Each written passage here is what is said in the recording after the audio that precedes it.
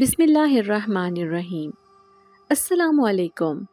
وہ رات ایک ایسے خوفناک خواب کا پیش خیمہ تھی جو میری جاگتی آنکھوں نے دیکھا۔ امی کا اچانک انتقال ہو چکا تھا۔ میں سارا ان کے کمرے کے دروازے پر کھڑی شدت سے دستک دے رہی تھی، مگر اندر کی خاموشی جواب میں ایک سرد لہر دوڑا رہی تھی۔ دل میں ایک انجانا خوف امڈا اور میں نے پوری طاقت سے دروازہ کھول دیا۔ منظر نے میری سانسیں گلے میں اٹکا دیں۔ میری ماں بستر پر بے حس و حرکت زندگی کی آخری حد پار کر چکی تھی۔ آنسوؤں کا سیلاب میری بینائی کو دھندلا گیا اور میں نے انہیں ہلایا، ان کے بے جان ہاتھوں کو تھاما، مگر ان کے جسم میں کوئی حرکت نہیں تھی۔ میری چیخیں گونج اٹھیں جو فوراً ہی عمر بھائی اور عائشہ بھابھی کو کھینچ لائیں۔ بھائی سکتے میں آ گئے اور بھابھی کی گریہ ازاری نے محلے والوں کو اطلاع دی۔ دیکھتے ہی دیکھتے گھر ماتم کدہ بن گیا۔ سسکیاں اور آہیں فضا میں تحلیل ہو گئیں۔ ماں کی موت نے میرے اندر کی دنیا کو ویران کر دیا تھا۔ وہ گھر جس میں ماں کی ہنسی گونجتی تھی اب روح نکل جانے کے بعد خالی اور بے یار و مددگار محسوس ہو رہا تھا۔ اگلی رات جب گھر ایک لرزتی ہوئی خاموشی میں ڈوبا تھا، میں اپنے کمرے کی تنہائی سے نکل کر صحن میں آ گئی۔ باہر چاندنی پھیلی تھی اور ستارے چمک رہے تھے، مگر میری روح پر مکمل تاریکی چھائی ہوئی تھی۔ میری نظر بے اختیار صحن کے اس پرانے درخت پر پڑی جس کی گھنی شاخوں نے ہمارے بچپن کو سایہ دیا تھا اور جہاں میری ماں مجھے کہانیاں سنایا کرتی تھیں۔ باہر چاندنی پھیلی تھی اور ستارے چمک رہے تھے، مگر میری روح پر مکمل تاریکی چھائی ہوئی تھی۔ میری نظر بے اختیار صحن کے اس پرانے درخت پر پڑی جس کی گھنی شاخوں نے ہمارے بچپن کو سایہ دیا تھا اور جہاں میری ماں مجھے کہانیاں سنایا کرتی تھیں۔ میں اس کے تنے سے ٹیک لگا کر بیٹھ گئی اور ماں کی گود اور ان کی محبت بھری آواز اور ان کے چہرے کی شفقت کو یاد کرنے لگی۔ آنسو ٹپک ٹپک کر مٹی میں جذب ہونے لگے۔ میں نے محسوس کیا جیسے درخت کے پتوں کی سرسراہٹ میں ماں کی کوئی مدھم سرگوشی چھپی ہے۔ میں نے دل ہی دل میں ان سے بات کی، ماں آپ مجھے اکیلا کیوں چھوڑ گئیں؟ اچانک میری نظروں کے کونے میں مجھے درخت کے پیچھے کوئی سایہ جھلکتا ہوا محسوس ہوا۔ دل کی دھڑکن خوف سے تیز ہو گئی۔ میں نے جلدی سے آنکھیں رگڑیں مگر کچھ نظر نہ آیا۔ اسی وقت بچپن کی ایک بات میرے ذہن میں گونجی، ماں کی وہ ڈرانے والی بات جو وہ ہمیشہ ہنستے ہوئے کہتی تھی، خبردار اس درخت کا جنزادہ تجھے اپنی دلہن بنا لے گا۔ یہ وہم تھا یا حقیقت، مگر ماں کے جانے کے بعد وہ درخت بھی ماتم کدہ لگ رہا تھا اور اس کا ہر جھونکا اب ایک خوفناک انتباہ بن چکا تھا۔ ماں کے انتقال کے بعد میری راتیں وحشت اور بے خوابی کا شکار ہو گئیں۔ بستر پر لیٹتے ہی خوف کی ایک سرد لہر جسم میں دوڑ جاتی۔ ایک رات جیسے ہی میری پلکیں بجھل ہوئیں، میں ایک بھیانک خواب کے بھنور میں پھنس گئی۔ میں اسی صحن میں کھڑی تھی جہاں تیز آندھی چل رہی تھی اور درخت کی شاخیں دیوانہ وار جھوم رہی تھیں۔ درخت کے نیچے ایک سیاہ تاریک ہیولا تھا جو مجھے گھور رہا تھا۔ میری سانسیں سینے میں اٹک گئیں اور دل کی دھڑکن اتنی تیز ہو گئی کہ محسوس ہو رہا تھا جیسے سینہ توڑ کر باہر آ جائے گی۔ وہ سایہ آہستگی سے میری طرف بڑھنے لگا۔ میں بھاگنے کی کوشش کرتی مگر میرے پاؤں زمین سے مجمد ہو چکے تھے۔ جیسے جیسے وہ قریب آیا اس کے چہرے کے خد و خال واضح ہونے لگے، سرخ انگاروں جیسی آنکھیں اور ایک ایسی چمک جو میری روح کو چھو رہی تھی۔ اچانک اس نے ایک گہری مقناطیسی آواز میں سرگوشی کی، سارا تو میری ہے۔ اس آواز نے مجھے جکڑ لیا۔ میں نے چیخنے کی پوری کوشش کی مگر آواز حلق میں ہی دب کر رہ گئی۔ اس کے ہاتھ میری طرف بڑھے اور میں خوف کے مارے کانپ اٹھی۔ میں ایک زوردار چیخ کے ساتھ بستر پر اٹھ بیٹھی۔ میرا پورا جسم پسینے سے تر تھا اور سانسیں تیزی سے چل رہی تھیں۔ کمرے میں مکمل خاموشی تھی مگر میرے دل کی دھڑکن ابھی تک جنگی بگل بجا رہی تھی۔ یہ محض ایک خواب نہیں تھا، اس کی وحشت نے میرے دل و دماغ پر قبضہ کر لیا تھا۔ اب میں سونے سے ڈرنے لگی۔ ہر رات اسی خوفناک خواب کی دوبارہ آمد کا عذاب بن گئی۔ میں نے یہ بھیانک حقیقت عمر بھائی اور عائشہ بھابھی کو بتائی مگر انہوں نے اسے صدمے اور وہم کا نتیجہ قرار دے کر جھٹلا دیا۔ عائشہ بھابھی نے پیار سے سمجھایا، سارا یہ سب تمہارے غمزدہ ذہن کی اختراع ہے، وقت کے ساتھ سب ٹھیک ہو جائے گا، تم قرآن کی آیات پڑھ کر خود پر دم کیا کرو۔ مگر میرے لیے یہ تسلی محض الفاظ تھی۔ وہ خوفناک سایہ، وہ سرخ آنکھیں اور وہ آواز اب میری راتوں کی بھیانک حقیقت بن چکی تھی۔ مجھے یوں لگ رہا تھا کہ میں ایک ایسے خوفناک جال میں پھنس چکی ہوں جس سے مجھے کوئی نکال نہیں سکتا اور اس خوف کا بوجھ مجھے اکیلے ہی اٹھانا پڑے گا۔ ہر رات سونے سے پہلے میں ماں کی تصویر کو دیکھتی اور دعا کرتی کہ یہ خواب نہ آئے مگر پھر بھی وہی خواب، وہی خوفناک سایہ، وہی سرخ آنکھیں مجھے ڈراتی رہتیں۔ میری نیندیں اڑ چکی تھیں اور ہر رات ایک نیا عذاب بن چکی تھی۔ مجھے یوں لگتا تھا کہ میں ایک ایسے جال میں پھنس چکی ہوں جس سے نکلنے کا کوئی راستہ نہیں۔ وقت کے ساتھ خوابوں کا خوف میری زندگی پر چھانے لگا۔ میں دن میں بھی سائے دیکھنے لگی تھی۔ جب بھی میں اکیلی ہوتی مجھے لگتا کہ کوئی میری نظروں کے پیچھے چھپا ہوا ہے، میری ہر حرکت کو دیکھ رہا ہے۔ میں گھر کے صحن میں جانے سے ڈرنے لگی تھی۔ درخت کے پاس سے گزرتے ہوئے میرے دل کی دھڑکن تیز ہو جاتی تھی۔ ہر جھونکے، ہر آواز میں مجھے وہی سایہ دکھائی دیتا۔ ماں کی موت کے بعد یہ خوف میری زندگی کا حصہ بن گیا تھا۔ میں ہر رات دعائیں کرتی، ماں سے باتیں کرتی کہ وہ میرے پاس آئیں اور مجھے اس خوف سے نجات دلائیں۔ مگر ماں کی موت کے بعد جیسے سب کچھ بدل گیا تھا۔ میری دنیا اندھیروں میں ڈوب گئی تھی اور ہر رات ایک نئے عذاب کی طرح محسوس ہوتی تھی۔ یہ خواب، یہ خوف، یہ جن زادہ، سب کچھ میری زندگی کو جکڑ چکا تھا۔ میں نے خود کو اکیلا محسوس کرنا شروع کر دیا تھا، جیسے میری باتوں پر کوئی یقین کرنے والا نہیں تھا۔ ہر رات کی وحشت، ہر خواب کی دہشت میرے دل و دماغ پر چھا گئی تھی۔ مجھے یوں لگتا تھا کہ میں ایک لامتناہی خواب میں پھنس چکی ہوں جس سے بیدار ہونا ناممکن ہے۔ ماں کے انتقال اور خوفناک خوابوں کے بعد میری زندگی ایک عجیب سے جال میں پھنس گئی تھی۔ ہر رات کی وحشت، ہر دن کا تنہائی کا احساس مجھے اندر سے توڑنے لگا تھا۔ مگر پھر بھی ایک دن میں نے فیصلہ کیا کہ میں اس خوف کو خود پر حاوی نہیں ہونے دوں گی۔ میں نے زندگی کی طرف لوٹنے کا فیصلہ کیا۔ پہلا قدم گھر کے کاموں میں حصہ لینے کا تھا۔ میں نے اپنے دل کو مضبوط کیا اور صبح سویرے اٹھ کر کچن کی طرف بڑھ گئی۔ عائشہ بھابی مجھے دیکھ کر حیران ہو گئی مگر انہوں نے کچھ نہیں کہا۔ میں نے کچن میں جھاڑو لگانا شروع کیا، برتن دھونے لگی اور کھانا پکانے میں عائشہ بھابی کی مدد کی۔ جب میں کام میں مصروف ہوتی تو مجھے جن زادے اور خوفناک خوابوں کا خیال کم آتا۔ میں نے باورچی خانے کی صفائی کی، سبزی کاٹی اور پہلی بار عمر بھائی کے لیے پراٹھے بنائے۔ عائشہ بھابی نے میری حوصلہ افزائی کی۔ سارا، تم نے بہت اچھا کام کیا۔ ان کی تعریف سن کر میرا دل خوش ہو گیا۔ کام میں مشغول رہنے سے میرے ذہن میں آنے والے منفی خیالات کم ہونے لگے۔ میں نے گھر کے دوسرے کاموں میں بھی حصہ لینا شروع کیا۔ کپڑے دھونے سے لے کر گھر کی صفائی تک میں نے ہر کام میں اپنی محنت ڈال دی۔ جب میں کمرے کی صفائی کر رہی تھی تو میں نے اماں کی یادگار چیزیں دیکھیں، ان کی چادریں، ان کی تصویریں، سب کچھ۔ میں نے ان چیزوں کو سنبھال کر ایک جگہ رکھ دیا اور ان کی یادوں کو اپنے دل میں بسا لیا۔ ایک دن میں نے صحن کی صفائی کا فیصلہ کیا۔ درخت کے نیچے بیٹھ کر میں نے زمین کو جھاڑو لگایا، پتے اکٹھے کیے اور مٹی کو ہموار کیا۔ درخت کے ساتھ بیٹھ کر میں نے اپنے دل کو تسلی دی کہ یہ درخت میرے لیے خوف کا باعث نہیں بلکہ اماں کی محبت کی علامت ہے۔ میں نے درخت کے تنے کو ہاتھ لگایا اور اماں کی محبت کو محسوس کرنے کی کوشش کی۔ میں نے کھانا پکانے میں مزید مہارت حاصل کرنے کی کوشش کی۔ عائشہ بھابی نے مجھے مختلف کھانے بنانے سکھائے اور میں نے اپنے ہاتھوں سے پہلی بار پکوڑے اور چائے بھی بنائی۔ عمر بھائی اور عائشہ بھابی دونوں نے میری محنت کی تعریف کی۔ ان کی تعریف اور محبت نے میرے دل کو خوشی سے بھر دیا۔ میں نے خود کو مصروف رکھنے کے لیے کچھ نیا سیکھنے کا ارادہ کیا۔ عائشہ بھابی نے مجھے سلائی کڑھائی سکھانی شروع کر دی۔ جب میں نے پہلی بار کپڑے پر کڑھائی کی اور جب میں نے اپنا پہلا کڑھائی شدہ دوپٹہ دیکھا تو میرا دل خوشی سے جھوم اٹھا۔ مجھے یوں محسوس ہوا جیسے میں نے کچھ خاص کر دکھایا ہو۔ محلے والوں نے بھی میری محنت کو محسوس کیا۔ ایک دن محلے کی ایک عورت نے مجھے کہا، سارا، تمہاری محنت اور ہمت قابل تعریف ہے۔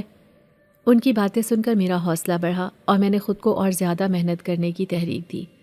گھر کے کاموں میں مصروف رہ کر میں اپنے دل کو مضبوط بنانے کی بھرپور کوشش کر رہی تھی۔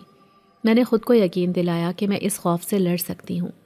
میں نے اپنی زندگی کو دوبارہ سنوارنے کی کوشش کی اور ہر دن کو ایک نئی امید کے ساتھ شروع کیا۔ وقت کے ساتھ میرے دل کی وحشت کم ہونے لگی تھی مگر میں نہیں جانتی تھی کہ یہ صرف وقتی چیزیں ہیں۔ ایک بھیانک موڑ میری زندگی میں آنے والا تھا۔ ماں کی یادیں اور ان کی محبت میرے دل کو سکون دینے لگی تھی۔ میں نے خود کو مصروف رکھا اور ہر دن کو ایک نئے عزم کے ساتھ گزارنے کی کوشش کی۔ زندگی کی طرف لوٹنے کی اس کوشش میں نے خود کو پہلے سے زیادہ مضبوط پایا۔ میں نے سمجھا کہ زندگی کی مشکلات اور خوف کا سامنا کرنا ہی ہمیں مضبوط بناتا ہے۔ میں نے اپنے دل کو تسلی دی کہ اماں کی روح میرے ساتھ ہے اور ان کی محبت مجھے ہر مشکل سے لڑنے کی طاقت دیتی ہے۔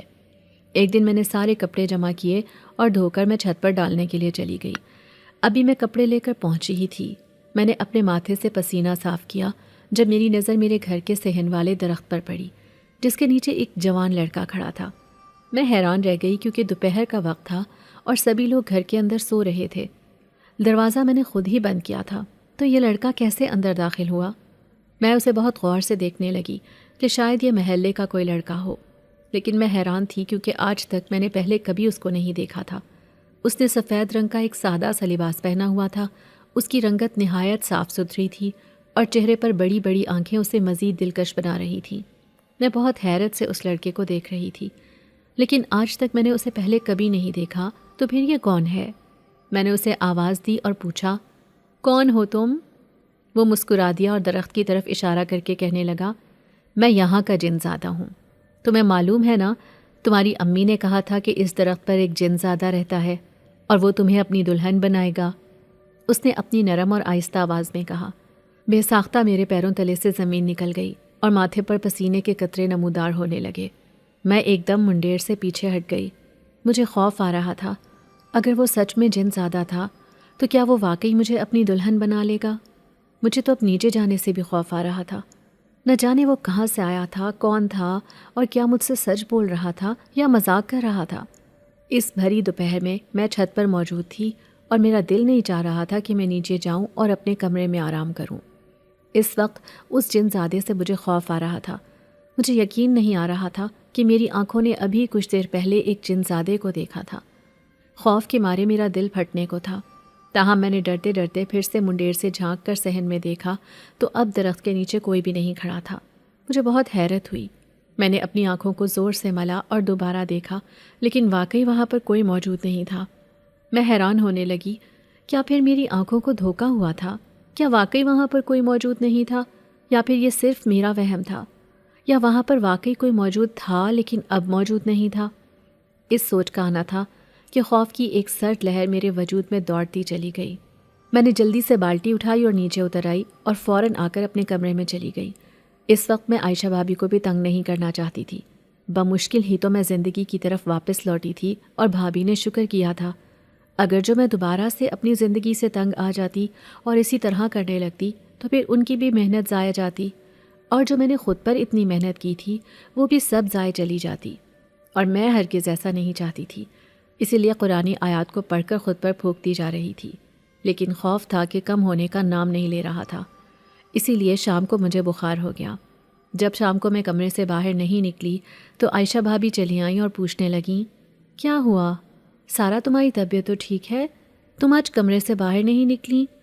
بھابی نے تشویش سے پوچھا تو میں نے کہا، بھابی میری طبیعت ٹھیک نہیں ہے، ایسا لگ رہا ہے جیسے بخار ہو رہا ہو۔ میں نے بھابی سے بڑے نڈھال انداز میں کہا۔ وہ پریشانی سے میری طرف بڑھیں اور میرے ماتھے پر ہاتھ رکھ کر کہنے لگیں، ارے ہاں واقعی تمہیں تو بہت تیز بخار ہے۔ یقیناً تم نے جو کپڑے دھوئے ہیں انہی کی تھکاوٹ کی وجہ سے تمہیں بخار ہو گیا ہے۔ تم آرام کرو، میں تمہارے لیے چائے لے کر آتی ہوں، ساتھ دوا بھی لاتی ہوں، وہ کھا کر دوبارہ سو جاؤ، شاید تمہیں فرق پڑ جائے۔ بھابی یہ کہتے ہوئے کمرے سے باہر چلی گئیں، جبکہ میں یہ سوچتی رہ گئی کہ بھابی کو میں نے اس جنزادے کے بارے میں نہیں بتایا۔ اگر جو میں انہیں بتا دیتی تو شاید وہ بھی اکیلی کبھی اس طرح صحن میں نہ جاتی۔ مجھے کپڑے دھونے کی وجہ سے بخار نہیں ہوا تھا، اس جنزادے کے خوف نے مجھے بخار میں مبتلا کر دیا تھا، اور اس وقت میرا بالکل بھی دل نہیں چاہ رہا تھا کہ میں کمرے سے باہر نکلوں۔ بار بار میرے جسم میں خوف کی لہر اٹھتی، اور اس جنزادے کا اس سفید لباس میں اس درخت کے نیچے کھڑے ہونا مجھے شدید خوف زدہ کر دیتا۔ بھابی نے دوا لا کر دے دی جو میں نے کھا لی، اور میں پھر سو گئی۔ رات کو جب میری آنکھ کھلی تو اس وقت بخار کی شدت ختم ہو چکی تھی، اور اب مجھے بہت کمزوری محسوس ہو رہی تھی۔ بھوک سے میرا جسم نڈھال ہو رہا تھا۔ گھڑی پر وقت دیکھا تو رات کے 11 بج رہے تھے۔ اس وقت تو بھابی سو چکی ہوں گی۔ میں نے دل ہی دل میں سوچا اور پھر اپنی مدد آپ کے تحت اٹھ کر باورچی خانے میں جانے کا سوچا، لیکن اس جنزادے کی موجودگی کا خیال مجھے ایسا کرنے سے روک رہا تھا۔ لیکن پھر پیٹ میں دوڑتے ہوئے چوہوں نے مجھے زیادہ دیر ٹکنے نہیں دیا اور میں اٹھ کر باورچی خانے کی طرف چلی گئی۔ میں نے اپنے لیے کھانا نکالا اور وہیں پر بیٹھ کر کھانے لگی، تاہم میرا انداز بہت اجلت لیے ہوئے تھا۔ میں بار بار صحن کی طرف دیکھتی، لیکن شکر ہے کہ مجھے وہ جن زیادہ نظر نہیں آیا۔ میں نے جلدی سے کھانا ختم کیا اور پلیٹ دھو کر رکھ کر باورچی خانے کا دروازہ بند کر کے جیسے ہی مڑی تو یہ دیکھ کر میرے پیروں تلے سے زمین نکل گئی کہ اس درخت میں سے ایک روشنی سی پھوٹی ہے۔ وہ سفید دودھیا روشنی نیچے زمین پر پڑ رہی تھی اور اس روشنی میں سے ایک وجود ظاہر ہو رہا تھا جسے دیکھ کر میں خوف کے مارے کانپ اٹھی۔ وہ وجود کوئی اور نہیں بلکہ وہی جن زادہ تھا جو دوپہر کو مجھے یہاں پر دکھائی دیا تھا۔ ابھی بھی وہ سفید لباس میں تھا اور مسکراتے ہوئے میری طرف دیکھ رہا تھا۔ وہ کہنے لگا، تم تو مجھے دیکھ کر خوفزدہ ہو گئی۔ میں تمہیں ڈرانے کے لیے تو نہیں آیا، بلکہ میں تو تمہارے ساتھ باتیں کرنے کے لیے آیا تھا، لیکن تم ڈر گئی۔ اس کی بات نے میرے دل کو خوفزدہ کر دیا۔ میں کانپ اٹھی اور ایک دم اپنے کمرے کی طرف چل پڑی، جبکہ وہ مجھے آواز دینے لگا اور کہنے لگا، رکو تو صحیح، میری بات تو سنو۔ لیکن میں نے پیچھے مڑ کر نہیں دیکھا۔ ایسا لگ رہا تھا کہ جب پیچھے مڑ کر دیکھوں گی تو پتھر کی ہو جاؤں گی، اور میں ایسا ہرگز نہیں چاہتی تھی۔ کمرے میں آ کر میں نے خود کو بند کر لیا اور بستر پر گر کر اپنے آپ کو جیسے چادر میں چھپا لیا۔ دل تھا کہ خوف کے مارے کانپ رہا تھا اور بار بار سینہ توڑ کر باہر نکلنے کو بےتاب تھا۔ میں سوچ بھی نہیں سکتی تھی کہ اماں کی وہ بات سچ ہوگی۔ کیا اماں کو اس جنزادے کے بارے میں پتہ تھا یا اماں صرف مذاق میں مجھے ایسے کہتی تھی؟ آخر کوئی تو راز ہوگا، کوئی تو ایسی بات ہوگی جو اماں جانتی تھیں اور اسی لیے مجھے ایسا کہتی تھیں۔ تو پھر کیا یہ بات سچ ہے کہ وہ جنزادہ مجھے اپنی دلہن بنائے گا؟ اس سوچ کا آنا تھا کہ بے اختیار میرے ہاتھ پیر کانپنے لگے۔ میں سوچ بھی نہیں سکتی تھی کہ اماں کی وہ بات سچ ثابت ہو جائے گی۔ وہ جنزادہ تو سامنے ظاہر ہو گیا تھا، اور اب آگے کیا ہونا تھا یہ تو وقت ہی بتاتا۔ ساری رات مجھے نیند نہیں آئی تھی۔ صبح فجر کی نماز پڑھ کر میں عائشہ بھابی کے پاس چلی آئی جو اس وقت قرآن پاک کی تلاوت کر رہی تھی۔ وہ مجھے دیکھ کر مسکرانے لگیں اور میری طبیعت کے بارے میں پوچھا۔ میں نے ان کی تسلی کروا دی اور وہیں ان کے قریب ہی بیٹھ گئی۔ بھائی عمر شاید مسجد گئے ہوئے تھے، اسی لیے کہیں دکھائی نہیں دے رہے تھے۔ بھابی نے قرآن پاک کی تلاوت ختم کی تو مجھ سے پوچھنے لگیں، سارا اب تم ٹھیک ہو؟ کیا ہوا؟ بھابی کے پوچھنے پر بے اختیار میری نظریں صحن میں لگے ہوئے اس درخت پر جا رکیں، اور پھر میں ایک دم جیسے خوفزدہ سی ہو گئی۔ مجھے ایسے لگ رہا تھا جیسے ابھی اس درخت میں سے وہ جن زادہ مجھے دیکھ رہا ہے۔ بھابی نے میری خاموشی کو محسوس کیا اور میری نظروں کی سمت میں دیکھ کر کہنے لگیں، کیا ہوا سارا؟ کوئی خاص بات ہے اس درخت میں؟ ایسا کیا ہے وہاں جو تم ایسے دیکھ رہی ہو؟ بھابی کے سوال نے مجھے چونکا دیا۔ میں ایک دم گھبرا گئی، تاہم میں نے انہیں کہا، بھابی میں یہ درخت کٹوانا چاہتی ہوں، مجھے اس سے بہت خوف آتا ہے۔ یہ بہت گھنا ہو گیا ہے اور اب خوبصورت لگنے کے بجائے خوفزدہ کر دینے والا لگتا ہے۔ میں نے بھابی سے نظریں چراتے ہوئے کہا، جبکہ بھابی بے حد حیران رہ گئیں اور کہنے لگیں، ارے کیوں درخت کو کٹوانا ہے؟ تم تو جانتی ہو یہ اماں کے ہاتھوں کا ہے۔ اماں اس سے کتنی محبت کرتی تھی۔ تمہارا سارا بچپن اسی کے نیچے کھیلتے شرارتیں کرتے ہوئے گزرا ہے۔ تمہارے بھائی نے سارا بچپن اس کے نیچے بیٹھ کر گزارا ہے۔ اس درخت کے ساتھ تو بہت ساری یادیں جڑی ہیں، ان یادوں کو کیسے ختم کر دیں؟ کیوں کٹوا دیں؟ گرمیوں میں اس کا کتنا فائدہ ہوتا ہے، ہم اس کے سائے کے نیچے جا کر بیٹھ جاتے ہیں، اور تم اسے کٹوانے کی بات کر رہی ہو؟ یہ کیا بات ہوئی بھلا؟ بھابی نے مجھے اچھا خاصا لیکچر دے دیا تو میں چپ ہو گئی۔ یہ بات سچ ہے کہ واقعی اس درخت سے ہمیں بہت محبت ہے، لیکن میں اس درخت کو کٹوانے کی اصل وجہ بھابی کو نہیں بتا سکتی تھی، اسی لیے بھونگیاں مارنے لگی۔ لیکن بھابی نے میری ایک نہیں سنی، اور میں نے بھی سوچ لیا تھا کہ عمر بھائی سے بات کر کے دیکھوں گی، شاید وہ سمجھ جائیں۔ اور پھر میں موقع کی تلاش کرنے لگی، اور وہ موقع مجھے 2 دن بعد مل گیا۔ جب ہمارے گاؤں میں کسی کے گھر فوتگی ہوئی تو بھابی وہاں پر افسوس کرنے کے لیے گئیں۔ حالانکہ انہوں نے مجھے بھی کہا کہ تم بھی ساتھ چلو، تمہارا دل بھی بہل جائے گا۔ ویسے بھی اتنے دنوں سے بخار کی حالت میں تم کہیں نکلی بھی نہیں ہو، تو آج میرے ساتھ چلو، راستے میں اپنی سہیلیوں سے بھی مل لینا۔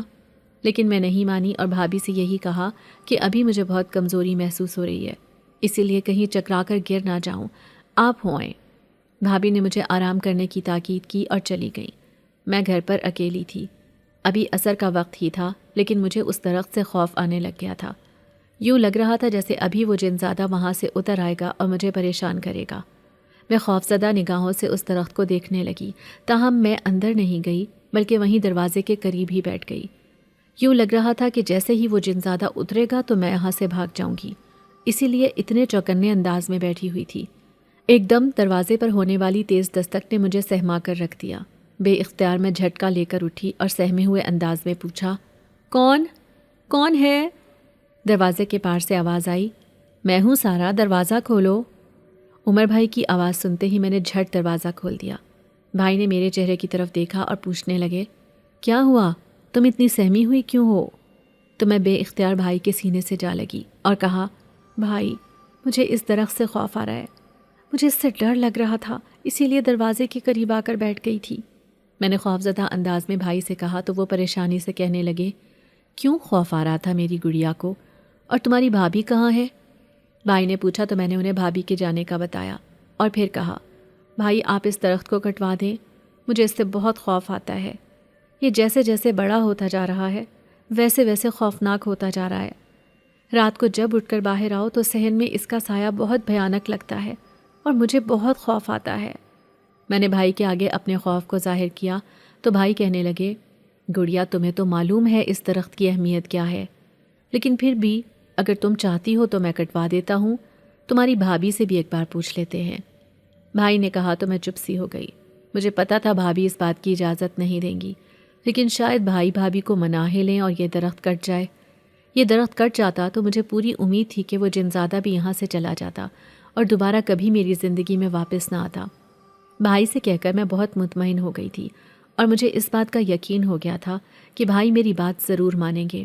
لیکن جب کچھ دن اسی طرح گزر گئے اور بھائی نے اس درخت کو نہیں کٹوایا تو ایک دن موقع دیکھ کر میں نے انہیں دوبارہ پوچھا اور یاد دہانی کروائی، لیکن بھائی کہنے لگے، گڑیا گھر میں اس درخت کے ہونے کے بہت فائدے ہیں، دیکھو گرمیوں میں درخت کتنی ٹھنڈک دیتا ہے اور سکون کا احساس ہوتا ہے، پھر سب سے بڑھ کر اس درخت کے ساتھ ہماری بہت ساری یادیں جڑی ہوئی ہیں، میں ان یادوں کو ختم نہیں کرنا چاہتا، اس لیے تم اس درخت سے ڈرو مت بلکہ اس سے محبت کرو۔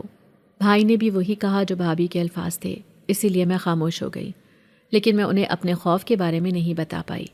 اگر میں انہیں بتا دیتی تو شاید وہ اس درخت کو کٹوا بھی دیتے، جبکہ میں اپنے خوف کو اپنے دل میں ہی دبا کر بیٹھی رہی، اور جب بھی اس درخت کی طرف دیکھتی تو مجھے وہ جنزادہ یاد آتا۔ اس دن کے بعد سے یوں تو وہ دوبارہ نظر نہیں آیا تھا، لیکن ایک دن جب بھائی عمر اور بھابھی عائشہ کو بھابھی کے میکے جانا پڑا کیونکہ بھابھی کی امی کی طبیعت بہت خراب تھی اور بھابھی ان کی خبر گیری کے لیے جانا چاہتی تھی، تو بھائی بھی ان کے ساتھ چلے گئے۔ دونوں نے مجھے ساتھ چلنے پر اصرار کیا لیکن میں نے منع کر دیا اور گھر پر ہی رک گئی۔ لیکن ان کے جانے کے بعد شدت سے مجھے اپنی غلطی کا احساس ہوا، کیونکہ کچھ دیر کے بعد ہی مجھے اپنے ہی گھر سے خوف آنے لگا تھا، اور جب جب میری نظر اس درخت پر پڑتی تو خوف کی ایک سرد لہر میرے وجود میں اٹھنے لگتی۔ میں باہر صحن میں ہی بیٹھی ہوئی تھی، کمرے میں جانے کی غلطی نہیں کی، اور تھوڑی تھوڑی دیر کے بعد اس درخت پر نظر ڈال لیتی تھی۔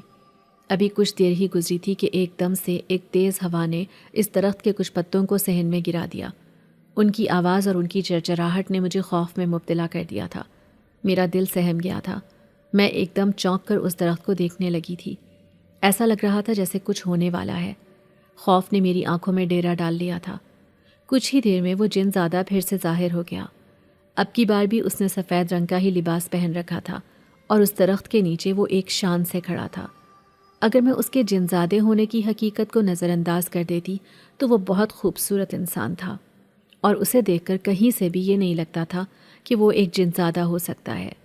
میں اس کی طرف دیکھتی جا رہی تھی، وہ بھی مسکرا کر میری طرف دیکھ رہا تھا۔ پھر ایک دم وہ میری طرف بڑھا۔ میں خوف سے اپنی جگہ پر منجمد ہو گئی تھی۔ اس وقت مجھے کچھ سمجھ نہیں آ رہی تھی کہ میرے ساتھ ہو کیا رہا ہے۔ پھر میرے قریب آ کر وہ رک گیا اور کہنے لگا، کیا تمہیں نہیں خبر کہ تمہاری ماں نے جو کہانی تمہیں سنائی تھی وہ سچ تھی؟ اس کی بات نے میرے وجود کو سرد کر دیا۔ میں نے ایک دم چونک کر اسے دیکھا اور کہا، کیا واقعی؟ کیا وہ کہانی سچ تھی؟ اماں سچ بیان کرتی تھیں؟ میں نے بے یقینی بھری کیفیت میں اسے کہا تو وہ سر ہلا کر کہنے لگا، بالکل وہ سچ تھی۔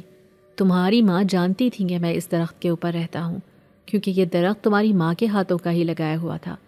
اور کیا تمہیں معلوم ہے کہ انہوں نے یہ درخت کیوں لگایا تھا؟ اس جنزاد نے یہ کہتے ہوئے ایک دم میری طرف دیکھا تو بے اختیار میں نے نفی میں سر ہلا دیا۔ وہ پھر کہنے لگا، دراصل جب تم پیدا ہوئی تھیں تو تم بہت بیمار رہتی تھیں، ایک دن ٹھیک رہتی اور پھر کئی دن بیمار رہتی۔ تمہاری ماں نے تمہارا بہت علاج کروایا، تمہارے ابا بھی تمہارے حوالے سے بہت پریشان رہتے تھے، لیکن تمہیں کوئی فرق نہیں پڑتا تھا۔ بہت سارے ڈاکٹروں کو بھی چیک کروایا گیا تھا، بہت دوائیاں تمہیں کھلائی گئیں، لیکن تمہاری صورتحال وہی تھی۔ پھر کسی نے کہا کہ تمہیں دم کروایا جائے، کہیں تمہیں بری نظر نہ لگی ہو، اور ایسا ہی ہوا۔ جب تمہیں دم کروایا گیا تو پتہ چلا کہ تمہیں تو بہت بری نظر لگی ہوئی ہے، اور وہ نظر بد ہٹنے کا نام ہی نہیں لے رہی تھی۔ یہی وجہ تھی کہ پھر اس عامل بابا نے تمہاری ماں سے کہا کہ اپنے گھر کے آنگن میں ایک درخت لگا دیں، اس کے بعد تمہاری بیٹی کبھی بیمار نہیں پڑے گی۔ لیکن تمہیں اس درخت کا خیال رکھنا ہوگا کیونکہ وہ درخت ایک جنزادے کا مکان ہوگا اور وہ وہاں پر رہے گا اور وہ تمہاری بیٹی کی حفاظت کرے گا۔ تمہاری ماں کے لیے یہ باتیں بہت نئی اور عجیب تھیں، لیکن اپنی بیٹی کے لیے انہوں نے یہ بھی کر دکھایا۔ اپنے صحن میں ایک درخت لگایا اور پھر اس درخت کو اپنی اولاد کی طرح پالا، پوسا اور جوان کیا۔ جیسے جیسے درخت جوان ہوتا گیا ویسے ویسے تم بھی ٹھیک ہوتی گئی اور پھر تمہاری بیماریاں بھی ختم ہوتی گئیں، اور اب آج دیکھ لو تم بالکل ٹھیک ہو۔ تمہاری ماں اس لیے تمہیں یہ کہانی سناتی تھی اور کہتی تھیں کہ تمہیں ایک جنزادہ دلہن بنائے گا۔ وہ جانتی تھیں کہ تمہاری حفاظت میرے علاوہ اور کوئی بھی نہیں کر سکتا، اسی لیے انہوں نے شروع سے ہی مجھے تمہارا دلہا تسلیم کر لیا تھا۔ اس جنزادے کی باتیں مجھے حیران کر دینے والی تھیں۔ میں منہ کھولے انہیں سن رہی تھی۔ اماں نے تو کبھی اس بات کا ذکر نہیں کیا تھا، وہ تو صرف یہی کہتی تھی کہ اس درخت کا جنزادہ تمہارا دلہا بنے گا۔ پھر اس جنزادے کو تو سب کچھ معلوم ہے، اماں نے آخر ہمیں کیوں نہیں بتایا؟ میں بہت الجھ گئی تھی اور بے یقینی بھری نگاہوں سے اس جنزاد کو دیکھنے لگی، جبکہ وہ کہنے لگا، میں تمہیں سچ کہہ رہا ہوں، یہ درخت تمہاری ماں نے اسی غرض سے لگایا تھا، اور اس کے بعد ہی وہ تمہیں یہ کہانی سناتی تھی تاکہ تمہارا ذہن بنا رہے اور تم ادھر ادھر کے بارے میں مت سوچو۔ اس جنزادے کی باتیں بہت عجیب تھیں اور مجھے سمجھ نہیں آ رہی تھی کہ اب ان کی تصدیق کس سے کروں، کیونکہ اماں تو گزر چکی تھی اور بھائی عمر کو بھی اتنا معلوم نہیں تھا کیونکہ وہ اس وقت خود بہت چھوٹے تھے۔ میں مزید الجھ گئی تھی۔ وہ تو وہاں سے چلا گیا تھا لیکن میں وہیں پر بیٹھی رہی۔ شام کو جب عمر بھائی اور بھابھی عائشہ واپس آئے تو مجھے اس طرح بیٹھا دیکھ کر پریشان ہو گئے اور مجھ سے وجہ پوچھنے لگے، لیکن میں بس خالی خالی نظروں سے انہیں دیکھتی رہ گئی۔ مجھ سے کچھ بھی نہیں کہا گیا اور ان کے آنے کے بعد میں چپ چاپ اپنے کمرے میں جا کر لیٹ گئی۔ انہوں نے شاید یہی سوچا ہوگا کہ میری طبیعت ٹھیک نہیں، اسی لیے میرے کمرے میں کوئی بھی نہیں آیا۔ تاہم اگلے دن میں نے عائشہ بھابھی سے کہا، بھابھی مجھے آپ سے کچھ بات کرنی ہے، کچھ پوچھنا ہے۔ بھابھی نے خوش دلی سے مجھے اپنے قریب بٹھایا اور کہنے لگی، کیا بات ہے؟ کہو جو کہنا ہے۔ بھابھی نے پوچھا تو میں نے ایک گہرا سانس بھرا اور کل کی جنزادے کے ساتھ ہونے والی ساری گفتگو کے بارے میں بھابھی کو بتا دیا۔ بھابھی کا تو اپنا منہ کھلے کا کھلا رہ گیا۔ وہ کہنے لگی، مجھے یقین نہیں آ رہا سارا، یہ بات بھی ہو سکتی ہے؟ کیا واقعی اس درخت کے اوپر جنزادہ رہتا ہے؟ بھابھی نے حیرت سے پوچھا تو میں نے اس بات میں سر ہلا دیا، جبکہ بھابھی تو بے تحاشا خوفزدہ ہو گئی تھی۔ وہ کہنے لگی، اس کا مطلب ہے کہ اماں کی کہانی سچی تھی جو وہ تمہیں سنایا کرتی تھی؟ بھابھی کی بات نے مجھے چونکنے پر مجبور کر دیا اور میں نے انہیں کہا، یہی تو میں جاننا چاہتی ہوں۔ اماں مجھے سچ کہتی تھی تو کیا واقعی وہ سب سچ تھا؟ میں یہاں پر آ کر الجھ گئی تھی۔ بھابھی سے میں نے اپنی الجھن بیان کی تو وہ کہنے لگی کہ تم فکر مت کرو، تمہیں کوئی نہ کوئی راستہ مل جائے گا جس سے تمہیں حقیقت کے بارے میں معلوم ہو سکے۔ ابھی تم پریشان مت ہو اور اپنی صحت کی طرف دھیان دو۔ بھابھی نے مجھے پھر سے حوصلہ دیتے ہوئے کہا تو میں چپ چاپ وہاں سے اٹھ آئی۔ کمرے میں آنے کے بعد بھی میں یہی سوچ رہی تھی کہ آخر وہ جنزادہ کون ہے، وہاں پر کیوں ہے اور آخر معاملہ کیا ہے۔ اس نے جو کچھ مجھ سے کہا وہ سب سچ تھا۔ یہ بات سوچ کر میرا سر درد کرنے لگ گیا تھا، لیکن اس بات کا کوئی بھی سرا مجھے نہیں مل رہا تھا۔ 2 دن اور اسی طرح گزر گئے۔ دوبارہ نہ تو میں نے بھائی سے اس درخت کو کاٹنے کی بات کی اور نہ ہی میں اب اسے کٹوانا چاہتی تھی، کیونکہ وہ جنزادہ اس درخت پر رہتا تھا اور اگر وہ میرے لیے وہاں پر رہتا تھا تو پھر اس درخت کو رہنا چاہیے تھا۔ یہی سوچ کر میں نے دوبارہ بھائی سے بات نہیں کی، لیکن دل ہی دل میں بار بار یہی خیال آ رہا تھا کہ آخر اس جنزادے کے ساتھ میری شادی کیسے ہوگی، کیسے وہ مجھے اپنی دلہن بنائے گا۔ دن اسی طرح گزر رہے تھے، لیکن اب میں نے اس درخت سے پریشان ہونا یا خوفزدہ ہونا چھوڑ دیا تھا۔ میں اب اس جنزادے کے بارے میں نہیں سوچتی تھی، بلکہ زیادہ تر اپنے کاموں میں مصروف رہتی تھی۔ میں نے اب زیادہ سے زیادہ خود کو گھر کے کاموں میں مصروف کر لیا تھا۔ مجھے اب غیر ضروری سوچوں سے خود کو بچا کر رکھنا تھا۔ میں بہت مصروف رہنے لگی تھی۔ بھائی عمر اور بھابھی عائشہ بھی کافی مطمئن ہو گئے تھے، لیکن پھر میری زندگی میں وہ ایک رات آئی جس نے میری زندگی کا رخ بدل دیا۔ اس دن بھی میری طبیعت کچھ ٹھیک نہیں تھی، اسی لیے میں سرے شام ہی اپنے کمرے میں جا کر لیٹ گئی اور سو گئی۔ آدھی رات کا وقت ہوگا جب مجھے یوں محسوس ہوا کہ میرے کمرے میں کوئی آیا ہے۔ ایک روشنی اور خوشبو کا احساس مجھے شدت سے محسوس ہونے لگا۔ میں نے ہلکی سی آنکھیں کھول کر دیکھا تو یہ دیکھ کر میں دنگ رہ گئی کہ میرے سامنے اماں کھڑی تھی۔ اماں پیار سے میرے بالوں کو سہلا رہی تھی اور مجھے کہہ رہی تھی، سارا بیٹا کیا بات ہے، تو اتنی پریشان کیوں رہنے لگی ہے؟ تو بہت زیادہ فضول سوچوں کو اپنے دماغ میں جگہ دینے لگی ہے، آخر کیا وجہ ہے؟ اماں مجھ سے یہ بات کہنے لگی تو میری آنکھوں میں بے اختیار آنسو آ گئے اور میں نے اماں کو مخاطب کر کے کہا، اماں مجھ سے اب ایسے نہیں رہا جاتا، مجھے لگ رہا ہے جیسے مجھ سے کوئی غلطی ہو گئی ہے، جب سے آپ اس دنیا سے گئی ہیں میرا تو جیسے سب کچھ ختم ہو کر رہ گیا۔ میں نے روتے ہوئے اماں کو مخاطب کیا تو اماں نے میرے دونوں ہاتھوں کو تھام لیا اور پیار سے مجھے سمجھانے لگی، میری بچی تجھ سے کوئی غلطی نہیں ہوئی ہے، سب کچھ ٹھیک ہے، تو پریشان مت ہوا کر اور خوش رہا کر، تو نہیں جانتی تیری یہ پریشانی مجھے کتنا پریشان کرتی ہے، میں سوچ بھی نہیں سکتی کہ تم اتنی غیر ضروری اور فضول سوچوں کو اپنے دماغ میں جگہ دو گی۔ میں نے تمہیں اس جنزادے کی کہانی اس لیے سنائی تھی تاکہ تم یاد رکھو، لیکن تم تو پریشان ہو گئیں اور اس کہانی کو بھلا دیا اور غیر ضروری باتوں کو اپنے ذہن پر سوار کر لیا۔ ایسا تھوڑی کرتے ہیں، اگر تم چاہتی تو میری باتوں کو یاد رکھ کر فضول سوچے مت سوچتی، لیکن نہ جانے کیوں تم نے وہ سب بھلا دیا۔ اماں نے جب مجھے پیار سے کہا تو میں شرمندہ ہو گئی، واقعی اماں بچپن سے تو مجھے کہانی سنا رہی تھی، پھر مجھے اتنا ڈرنے کی اور اس جنزادے سے خوفزدہ ہونے کی کیا ضرورت ہے، جبکہ میں جانتی بھی تھی کہ وہ اسی درخت پر رہتا ہے۔ اماں نے مجھے کہانی میں بتایا تو تھا، پھر میں کیوں بھول گئی، میں کیوں اپنی ماں کی دی ہوئی باتوں کو بھلا گئی؟ میں اب یہ سوچ سوچ کر شرمندہ ہو رہی تھی۔ میں نے اماں سے معافی مانگی، جبکہ اماں نے پیار سے میرے گال کو تھپ تھپا کر کہا، اب تم فضول سوچوں کو اپنے دماغ میں جگہ مت دینا، بلکہ زندگی کی حقیقت کو قبول کرنا، اور اس جنزادے سے ڈرنے کی کوئی ضرورت نہیں، وہ بہت اچھا ہے اور تمہارا بہت خیال رکھے گا۔ اماں نے محبت سے میری طرف دیکھتے ہوئے کہا، پھر کچھ دیر وہ اسی طرح مجھے دیکھتی رہی اور پھر ایک دم وہاں سے چلی گئی۔ میں ایک جھٹکے سے اٹھ بیٹھی، ایسے لگا تھا جیسے جسم سے روح نکل گئی ہو، لیکن حیرانی سے ارد گرد دیکھا تو میں تو اپنے کمرے میں ہی موجود تھی، لیکن اماں کہیں نہیں تھی۔ وہ خواب اتنا طاقتور تھا کہ مجھے اپنے کمرے میں سے اماں کی خوشبو محسوس ہو رہی تھی، ایسا لگ رہا تھا جیسے سچ میں وہ ابھی تھوڑی دیر پہلے یہاں موجود تھی۔ اماں! بے اختیار میں نے اماں کو پکارا اور رونے لگی۔ رو کر میری طبیعت کچھ ہلکی ہو گئی تھی، اور اس وقت مجھے اس بات کا خیال آ رہا تھا کہ اماں نے آ کر مجھے ان سب سوچوں سے آزاد کر دیا ہے جو میرے دماغ کو بہت بھاری لگ رہی تھی۔ اب مجھے کوئی پریشانی نہیں تھی، کوئی فکر نہیں تھی۔ کافی دن اسی طرح گزر گئے۔ بھائی اور بھابھی کو میں نے اس کے بارے میں کچھ بتایا ہی نہیں۔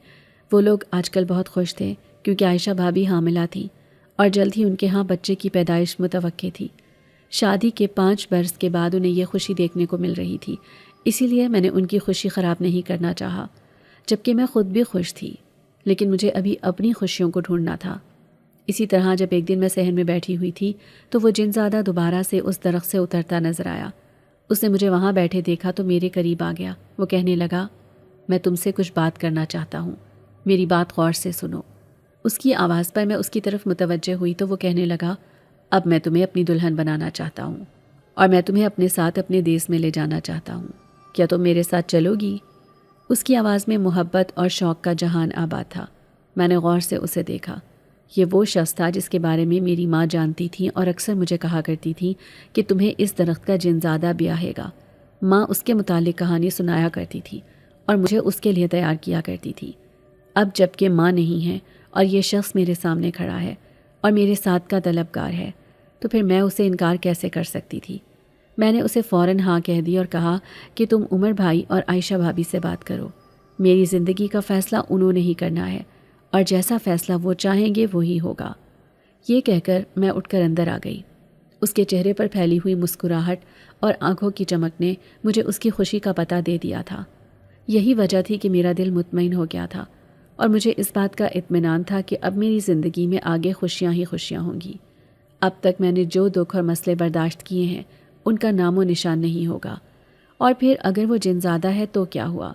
اس سے ڈرنا کیوں؟ اس سے خوفزدہ کیوں ہونا؟ میری ماں اس کے بارے میں جانتی تھی اور انہوں نے مجھے اس کے بارے میں بتایا تھا۔ مجھے تو اس سے خوفزدہ ہونا ہی نہیں چاہیے تھا، لیکن نہ جانے کیوں میں اتنی خوفزدہ ہو گئی کہ خود سے ہی چھپنے لگی تھی۔ لیکن اب میں نے سوچ لیا تھا کہ میں ڈروں گی نہیں اور نہ ہی چھپ چھپ کر خوفزدہ ہو کر اپنی زندگی گزاروں گی۔ میں اب خوش رہوں گی اور مطمئن رہوں گی۔ یہی وجہ تھی کہ میں نے اپنے کمرے کے دروازے سے باہر صحن کے اس درخت کو جھانک کر دیکھا تو مجھے اس سے بڑی اپنائیت محسوس ہوئی، جیسے ماں کے دور میں مجھے محسوس ہوتی تھی۔ مجھے جیسے اپنی خوشیوں کا ٹھکانہ مل گیا ہو۔ اگلے چند دن بڑی تیزی سے گزر رہے تھے۔ اس جنزادے نے آ کر عمر بھائی اور عائشہ بھابھی سے بات کر لی تھی۔ تب جا کر بھابھی کو یقین ہوا تھا کہ میں سچ کہہ رہی تھی۔ واقعی اس درخت پر جنزادہ رہتا ہے، اور جسے میں نے اپنی آنکھوں سے دیکھا تھا۔ بھائی اور بھابھی نے سارا معاملہ میرے اوپر چھوڑ دیا تھا۔ ان کا یہی کہنا تھا کہ اس بات کا فیصلہ سارا کرے گی، اور اگر وہ چاہے گی تو ہم اس کی شادی تمہارے سے کر دیں گے، ورنہ نہیں۔ اور پھر جب بھائی نے مجھ سے میری رضامندی پوچھی تو میں نے فوراً ہاں کہہ دی، لیکن میں نے ایک شرط رکھی تھی۔ کہا تھا کہ جب تک بھابھی کے گھر بچے کی پیدائش نہیں ہو جاتی میں شادی نہیں کروں گی۔ میں کچھ وقت اس کے ساتھ گزارنا چاہتی ہوں۔ اور یہ بات بھائی اور اس جنزادے نے بخوشی مان لی تھی، کیونکہ اب زیادہ وقت تو رہتا نہیں تھا۔ جلد ہی ہمارے ہاں ایک ننھا مہمان آنے والا تھا۔ میں ان دنوں بہت خوش تھی۔ بھابھی کو میں نے مکمل بیڈ ریسٹ دے دیا تھا۔ میں سارے کام خود کرتی تھی، اور جب بھی صفائی کرتے ہوئے اس درخت کے نیچے جاتی تو مجھے ایک تحفظ کا احساس ہوتا۔ ایسا لگتا کہ وہ جنزادہ مجھے دیکھ کر مسکرا رہا ہے۔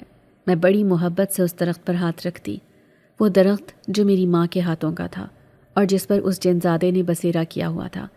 یہ اب مجھے بہت اچھے لگتے اور مجھے ان سے خاص اپنائیت محسوس ہوتی۔ کل تک میں اس درخت کو کٹوانے کے درپے تھی اور چاہتی تھی کہ اس کا خاتمہ ہو جائے، لیکن آج میں چاہتی ہوں کہ اس درخت کو کبھی کوئی زوال نہ آئے۔ اب یہ کبھی نہ مرجھائے اور کبھی نہ زمین پر کٹ کے گرے۔ عمر بھائی کے ہاں بہت خوبصورت اور صحت مند بیٹے نے جنم لیا تھا۔ ہمارے گھر میں تو جیسے خوشیوں کی بارات اتر آئی تھی۔ اب 2 مہینوں کے بعد میری شادی تھی۔ عائشہ بھابھی نے کچھ دن ریسٹ کیا اور پھر اس کے بعد میری شادی کی تیاریوں میں مصروف ہو گئی۔ میں ننھے سے بچے کو سنبھالتی، اس کے ساتھ کھیلتی، تو نہ جانے سارا دن کیسے گزر جاتا مجھے پتہ ہی نہیں چلتا تھا۔ اس دن کے بعد سے وہ جنزادہ مجھ سے ملنے کے لیے نہیں آیا تھا، اور میں جانتی تھی کہ اب وہ مجھے شادی کی رات ہی ملے گا، اور مجھے اس دن کا شدت سے انتظار تھا۔ یہ 2 مہینے تیزی سے پڑ لگا کر گزر گئے۔ آج میں رخصت ہو کر اپنے شوہر کے ساتھ اس کے گھر میں آ چکی ہوں۔ میرا استقبال بڑی محبت اور اپنائیت سے کیا گیا۔ ایسا لگ رہا تھا جیسے زمین پر اس وقت مجھ سے زیادہ خوش قسمت کوئی بھی نہیں۔ اور پھر جب میرے شوہر نے میرے کان میں چھپ کر ایک سرگوشی کی تو میں نے شرما کر سر جھکا لیا۔ مجھے یقین تھا کہ میرے حق میں میری ماں کی مانگی گئی ساری دعائیں قبول ہو چکی ہیں، اور اب اس زمین پر کیا، اس ساری کائنات میں مجھ جیسا خوش قسمت کوئی بھی نہیں ہوگا۔ اپنے شوہر کا ہاتھ تھام کر اپنی نئی زندگی کی طرف میں نے قدم بڑھا دیے تھے، اور مجھے اس بات کا یقین تھا کہ میرا شوہر میرا مان اور محبت ہمیشہ برقرار رکھے گا۔ جنزادے کی دنیا ایک عجیب طلسم ہوش ربا تھی۔ یہ بالکل میری توقعات کے برعکس تھی۔ دنیا آسمانی رنگوں اور سونے کی چمک سے بھری ہوئی نہیں تھی، بلکہ وہاں ہر وقت ایک ہلکی نیلی شام جیسی روشنی چھائی رہتی تھی۔ فضا میں سندل کی تیز خوشبو تھی جو میرے سر کو بوجھل کر دیتی تھی۔ میرے شوہر جنزادے نے مجھے محبت اور توجہ میں لپیٹے رکھا، لیکن ان کی آنکھوں میں کبھی کبھی ایک عجیب سی اداسی جھلکتی تھی جسے وہ میری نظر پڑتے ہی فوراً چھپا لیتے تھے۔ یہ ایک ایسا کامل اور پرسکون گھر تھا جو مجھے ہر لمحہ یاد دلاتا تھا کہ یہ میرا نہیں ہے بلکہ کسی اور کا خواب ہے جس میں مجھے بسنے کی اجازت دی گئی ہے۔ میرے سوالات کا جواب اکثر ایک میٹھی مسکراہٹ یا ایک خاموش بوسے کے ساتھ دیا جاتا تھا، اور میں خود کو مطمئن کر لیتی تھی کہ یہ سب شاید نئی دنیا کی پراسراریت ہے۔ کچھ ہی دنوں میں نے ایک غیر معمولی بات نوٹ کی۔ میرا شوہر جنزادہ رات کے آخری پہر ہی میرے ساتھ ہوتا اور فجر سے قبل ہی وہ غائب ہو جاتا۔ وہ مجھے کہتا کہ دن کا وقت جنات کی دنیا میں آرام اور قوت حاصل کرنے کا وقت ہوتا ہے، لیکن میرے دل کو یہ بات کھٹکنے لگی تھی۔ ایک دن میں نے ضد کی اور پوچھا، آپ دن کی روشنی سے پرہیز کیوں کرتے ہیں؟ اس نے مجھے سینے سے لگایا اور کہا، تمہاری حفاظت کے لیے میری سارا، یہ دنیا انسانوں کے لیے خطرناک ہے۔ لیکن اس کی آنکھیں حقیقت سے پردہ ڈال رہی تھی۔ مزید جنزادے کی دنیا میں کھایا جانے والا ہر لذیذ کھانا میرے جسم کو توانائی نہیں دے رہا تھا۔ بھوک ختم ہو جاتی مگر کمزوری بڑھتی جا رہی تھی، جیسے میں صرف خوشبو اور رنگ کھا رہی ہوں۔ مجھے احساس ہونے لگا تھا کہ اس محبت کے پیچھے کوئی گہرا راز ہے۔ ایک شام جب میرا شوہر موجود نہیں تھا، میں نے کمرے کی دیواروں پر بنے نقش و نگار کو غور سے دیکھا۔ ایک جگہ پر ایک قدیم رسم الخط میں ایک نام کندہ تھا۔ یہ نام سارا نہیں بلکہ ساجرہ تھا۔ یہ دیکھ کر میرے دل کی دھڑکن تیز ہو گئی۔ اسی لمحے میرے ہاتھ سے اماں کی دی ہوئی تعویذ جو میرے دلہے نے مجھے سنبھال کر رکھنے کو کہا تھا گر کر ٹوٹ گئی۔ تعویذ کے اندر سے نکلی ہوئی خشک پتی کا ایک دھواں لمحے بھر کو کمرے کی نیلی روشنی کو چیر گیا، اور میں نے اس لمحے جو حقیقت دیکھی اس نے میرے قدموں تلے سے زمین نکال دی۔ وہ خوبصورت کمرہ دراصل ایک تہہ خانے کا قید خانہ تھا، اور میں جس بستر پر لیٹی تھی وہ ایک پتھر کی سل تھی۔ میرے شوہر کا چہرہ بھی پلک جھپکنے میں خوفناک اور اداس ہو گیا۔ وہ سارا سے محبت نہیں کرتا تھا، اسے ساجرہ کی ضرورت تھی، اور میں سارا صرف اس کی دنیا کو چھپانے والا ایک نقلی پردہ تھی۔ اس خوفناک انکشاف کے بعد میرے اندر ایک نئی طاقت جاگ اٹھی۔ میں نے خاموشی سے اس قید خانے کی دیواروں کو ٹٹولنا شروع کیا۔ ایک کونے میں نے ایک پرانے کنواں نما گڑھے پر ہاتھ رکھا تو وہاں سے ٹھنڈی ہوا کا ایک جھونکا آیا۔ میں نے کان لگائے تو بہت مدھم، بہت دکھی آواز گونجی، سارا میری بچی، تم یہاں کیوں آ گئی؟ یہ آواز اماں کی تھی، لیکن انتہائی کمزور اور تکلیف میں ڈوبی ہوئی۔ اماں نے ہانپتے ہوئے مجھے بتایا کہ وہ ابھی مری نہیں ہے، بلکہ جنزادے نے انہیں آخری قربانی کے طور پر اس دنیا میں قید کر رکھا ہے تاکہ وہ زمین کے ساتھ اپنے وعدے کو نبھا سکے۔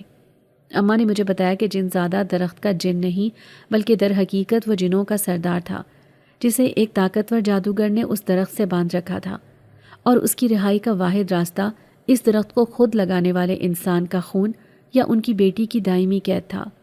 اماں کی آواز نے مجھے بتایا کہ انہوں نے یہ کہانی مجھے اس لیے سنائی تھی تاکہ میں خوفزدہ ہو کر اس درخت سے دور رہوں، اس سے محبت نہ کروں تاکہ شادی کی بات نہ ہو۔